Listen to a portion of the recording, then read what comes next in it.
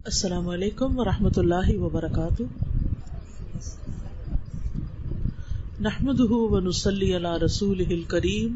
اما بعد فاعوذ باللہ من الشیطان الرجیم. بسم اللہ الرحمن الرحیم. رب اشرح لی صدری ویسر لی امری واحلل عقدۃ من لسانی یفقہوا قولی.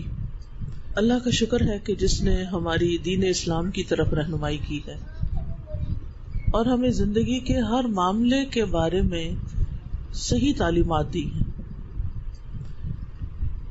یہ ہم پر ہے کہ ہم ان تعلیمات کو جانتے ہیں، ان کے بارے میں علم حاصل کرتے ہیں یا نہیں کرتے، پھر ان کے مطابق اپنی زندگی کو ڈھالتے ہیں یا نہیں ڈھالتے. تو جیسا جیسا ہمارا دین کے ساتھ معاملہ ہوتا ہے اتنا ہی ہم دین سے فائدہ اٹھا پاتے ہیں. ہمارے دین نے ہمیں پیدائش سے لے کر موت تک اور موت سے لے کر ابدی زندگی تک کے سارے اصول اور قاعدے اور ہر چیز ہمیں بتا دی ہے. صرف یہ نہیں بتایا کہ ہمیں اس دنیا میں کیسے رہنا ہے، ہمیں یہ بھی بتا دیا ہے کہ قبر میں کیا ہوگا، ہمیں یہ بھی بتا دیا ہے کہ حشر کے دن کیا ہوگا، ہمیں یہ بھی بتا دیا ہے کہ حشر کے دن کے بعد جنت یا جہنم جو ہے وہاں کیا ہوگا. اگر ہم خود غفلت میں ڈوبے رہیں اور ان چیزوں کے بارے میں معلومات حاصل نہ کریں تو پھر ہم یا تو لوگوں کے بتائے ہوئے سنے سنائے دین پر چلتے رہیں گے یا اپنے ہی کچھ خیالات کے مطابق زندگی بسر کر کے چلے جائیں گے، لیکن اس زندگی سے پھر بھرپور فائدہ نہیں اٹھا سکیں گے. اس زندگی سے پورا فائدہ اٹھانے کے لیے ضروری ہے کہ دین کا باقاعدہ علم حاصل کیا جائے، اللہ سبحانہ تعالیٰ کی پہچان کی جائے، اللہ سبحانہ تعالیٰ کے ساتھ ایک بہترین اور خوبصورت تعلق قائم کیا جائے، اللہ سبحانہ تعالیٰ کے سامنے ہر دکھ تکلیف پریشانی ہر مسئلہ رکھا جائے اور اس سے حل مانگا جائے. ہم جانتے ہیں کہ دعا کرنا ایک عبادت ہے اور ہمارے مسائل کا حل ہے، لیکن بہت دفعہ ایسا ہوتا ہے کہ ہم دعا کرتے ہیں لیکن جب ہمیں قبولیت کا اثر نظر نہیں آتا تو ہم اللہ تعالیٰ سے ناراض ہونے لگتے ہیں.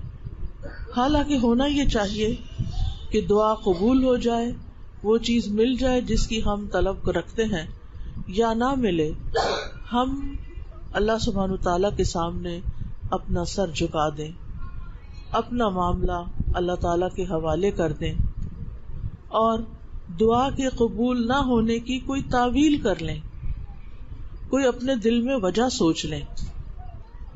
مثلاً یہ کہ کبھی جو چیز میں مانگ رہی ہوں اس کا نہ ملنا میرے حق میں زیادہ فائدے کی چیز ہے اور زیادہ مناسب ہے، کیونکہ کئی دفعہ ہمیں کوئی نعمت مل جاتی ہے تو ہم اس کی وجہ سے تکبر میں مبتلا ہو جاتے ہیں، ہمارے اندر اکڑ آ جاتی ہے، ہم اپنے آپ کو کچھ سمجھنے لگتے ہیں، اور جب کوئی چیز نہیں ملتی اور ہم ٹوٹ جاتے ہیں تو ہمارے اندر وہ چیز عاجزی پیدا کر دیتی ہے.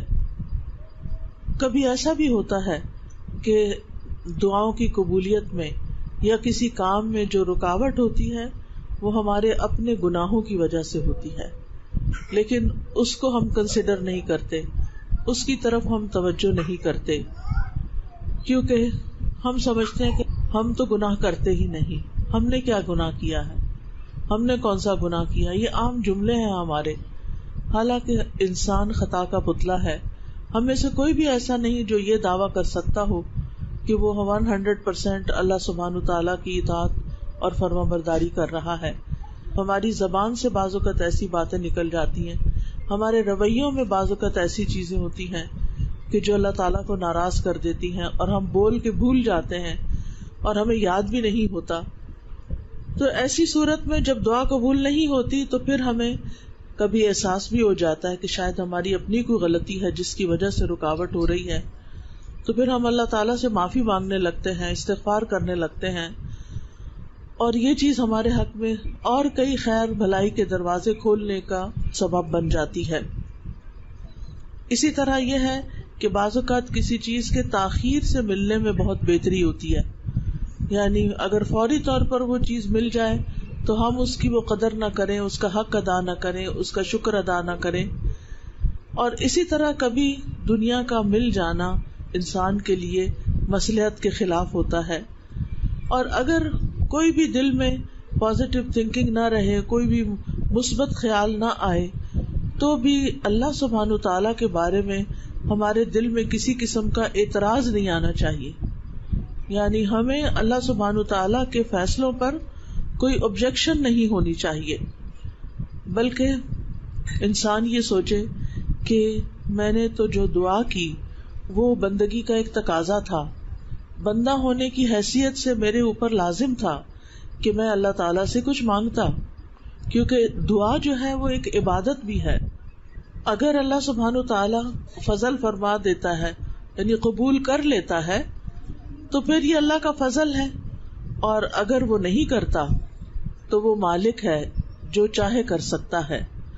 یعنی اللہ سبحانہ تعالیٰ کا اپنا فیصلہ ہے، اور اس کا فیصلہ ہم سب کے فیصلوں سے بہترین ہوتا ہے.